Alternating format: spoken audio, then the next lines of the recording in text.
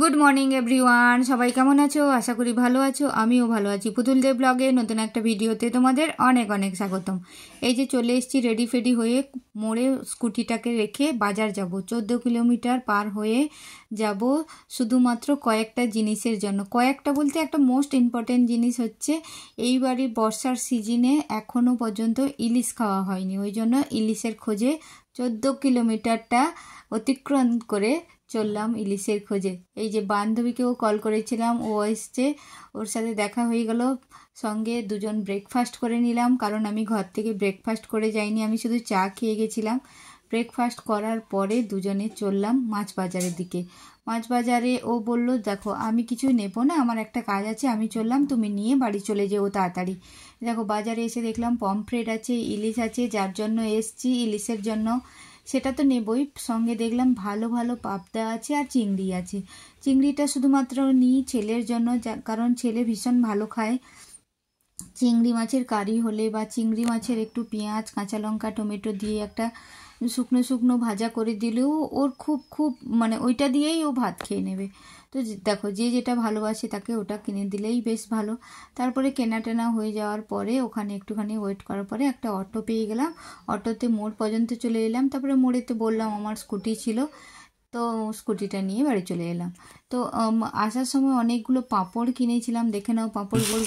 এই যে কয়েক ধরনের পাঁপড় নিয়ে এসেছি, এটা এক ধরনের, এটা এক ধরনের, এটা এক ধরনের, এটা এক ধরনের, এটা এক ধরনের। এগুলো এটা ত্রিকোণ মতো, এটা ব্যাট, আর এটা হচ্ছে কি বলে এই চোখো চোখো টাইপের, আর এটা হচ্ছে সাবুন পাঁপড়, এটা খেতে দারুণ হয়। আর একটা পটস নিয়ে এসেছি খাবো বলে।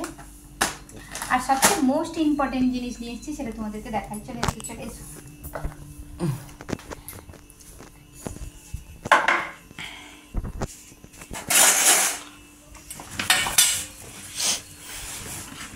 এই যে আচ্ছা, আর সবজি একটু এনেছি, এটা বিনস, এটা কাঁকরোল, এটা কাঁকরোল, আর শসা এনেছি, যেটা আমার খুব লাগে, মশাটা আমার খুব লাগে। আর একটা বাটি লাগবে। সবজি তো দেখালাম তোমাদেরকে, এবার মাছের পুঁটলিটা খুলছি। মাছের পুঁটলি বলছি মানে তিন রকমের মাছ আছে, ওই জন্যই পুঁটলি বললাম। দেখো এই যে ছেলের প্রিয় মাছ বেরোচ্ছে, চিংড়ি মাছ। ও ভীষণ খেতে ভালোবাসে, মানে যত মাছ আছে সবচেয়ে ভালোবাসে ও চিংড়ি মাছ। আমিও ভালোবাসি, কিন্তু ছেলের মতো নয়, অতটা নয়। আমি পাবদা মাছটা এনেছি 4টে, আর সাইজটা দেখো কত বড় বড়, এত বড় বড়, অনেক বেশ ভালোই বড় ছিল, অনেক বড় ছিল। তারপরে মোস্ট ইম্পর্টেন্ট যে জিনিসটা অ্যাট্রাকটিভ আজকের দিনে, সেটা হচ্ছে ইলিশ। যা দাম কি বলবো।